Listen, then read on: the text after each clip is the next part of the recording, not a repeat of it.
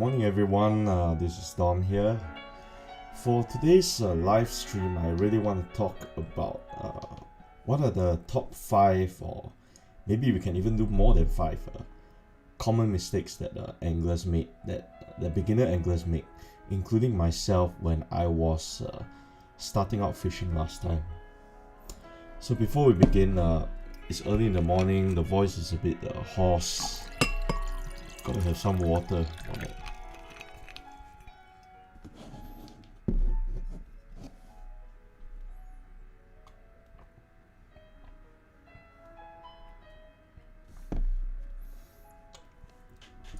Yep, so number one, the top mistake that anglers make. And I'll show it to you.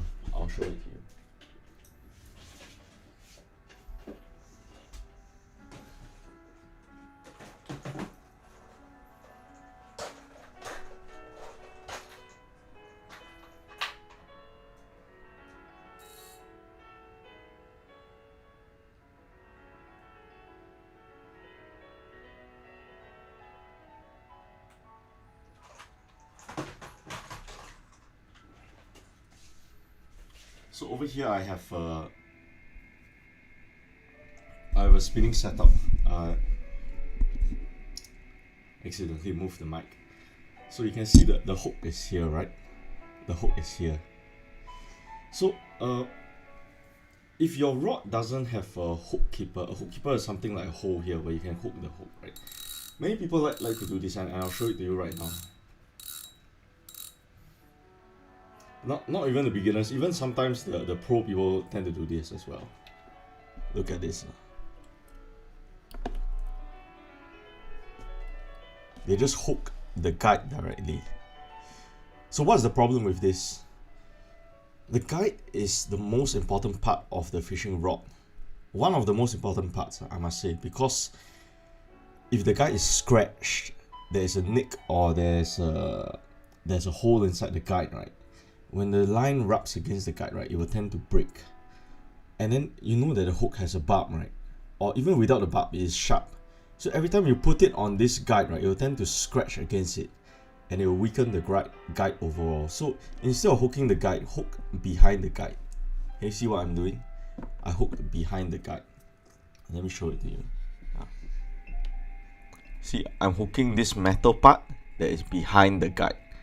That part is strong. It's okay to do that. Or if you don't want to do this, just keep the lure and then wait for the moment you reach the fishing spot, and then you tie the lure on. That is one of the most common mistakes, I must say. So that's number one. Hooking the guide. That one is really bad. It's a really bad mistake. Don't ever do that, man. Don't ever do that if you're a beginner angler. Number two, this is a saltwater fishing reel. The Shimano Socorro 6000 saltwater. This is a saltwater spinning reel. And I must say this one is not very common, but in other countries they like to do it. They like to say that, oh, this is a saltwater spinning reel. Let's test it out, man. So what they do, they dunk it into the water, the salt water. They really dunk it in. And while this reel has I'm not sure whether it has X-Protect, but it has some sort of corrosion protection in it, and it has a seal. It is sealed quite tightly to prevent the salt water from going in. But don't ever dunk your reel into the salt water to test it out. That will just weaken the reel overall. Even if it doesn't get into the gears and the bearings and all those important parts, right? The salt water might get into here, like the edges of the reel. It might get even into the crannies here, the nooks and crannies, and then it does not affect the performance overall, but it affects the look, the appearance of the reel. And if you want your reel to be still as smooth as my Socorro, which I've used for about 4 years, 3 to 4 years, right? Take good care of your reel. Don't ever dunk it. And the moment it dunks into the water, take it out, immediately take care of it. And so what I mean by take care of it, tighten the drag all the way, take some fresh water and pour over it. And after pouring over it, you just pour over it just for 4 seconds is enough. Then you just reel it fast, get some of the water out, and then use a cloth to wipe it dry. Open up the components and let it air dry. That is how you take care of the reel in an interim way. In the long term way, you gotta bring it to the shop and service it, unless you service the spinning reel yourself.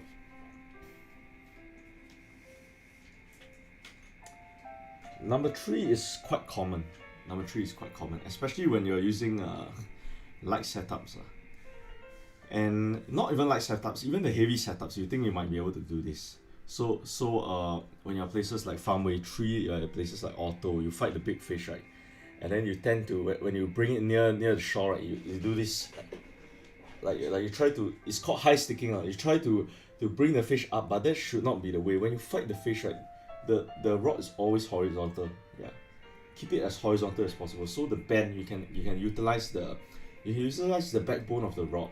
The moments, if you study physics, you know about moments. You can utilize the upward moment of the rod to hold the fish up. You don't have to do this because this will snap the rod. Yeah, don't ever do this. This is number 3, high sticking the rod.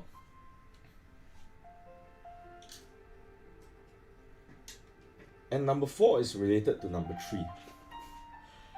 Number 4 is essentially not knowing when to break the line.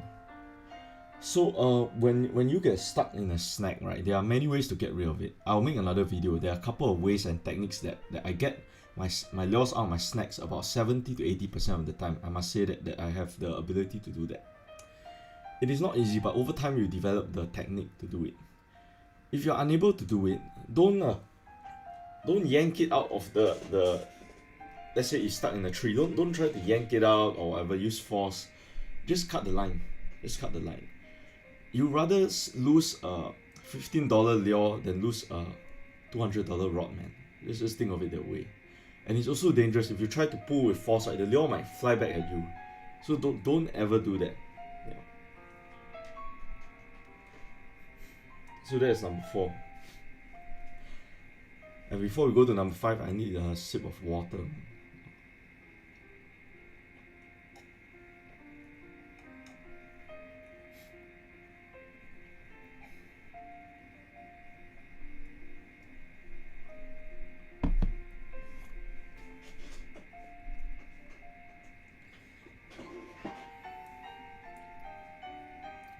So what have we talked about today? Number 1, hooking the guide with the hook. Top mistake. Number 2,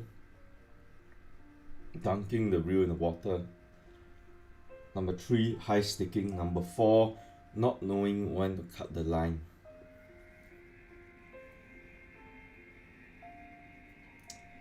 And number 5, it is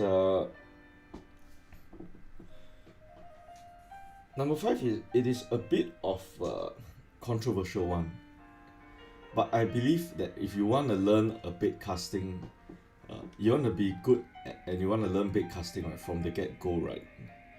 Don't immediately spool on like 100 meters, 150 meters of braid. That is also a big mistake.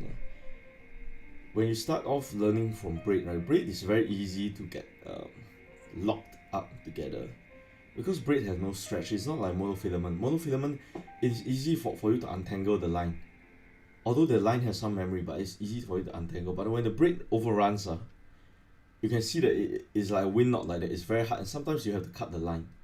So I recommend for those who want to learn a bait caster, right, spool on maybe 40-50 meters of monofilament.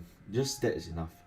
So the moment you backlash and you can't get it out, just cut the line and then tie on another monofilament. That is number 5. Don't go full on braid, and don't use a braid that is too thin when you're starting out. I was teaching someone a bait casting lesson before, and I realized he had a lot of difficulty casting because his line is too thin. His line is like maybe P0.5. It is very thin line, and when he backlash, right, wow, that was a mess, man. If you have ever eaten a char bee hoon in the the Chinese shops, the tzucha shops or the hawker center, the cha bee hoon when it gets mashed up, that's how it looks like, and you cannot untangle it. So I told him you have to get rid of the line, either get in a thicker braid or use a monofilament or fluorocarbon line. That would be much better. And so there we have it. There we have it. The top 5 mistakes that beginner fishermen make. Try to remember these mistakes and try to improve over it, because it is very common. Even for sometimes people like me, we get lazy. We want to hook the guide, right, and then we tell ourselves stop. Yeah, and also the testing of the fishing reel is very tempting, especially when they have the SW rating on it. Then you really want to put it to the test, right? So okay, let's dunk it, and you can search for YouTube. There are a lot of people dunking their fishing reels, and then they say, I've done this many times and it's still working fine, but aesthetically it's not nice because the corrosion gets on the surface, and then after you have to scrub out the salt. It's not nice for the reel after all. So take good care of your equipment will take good care of you. So that's the end of the stream. I'll see you guys at the next one.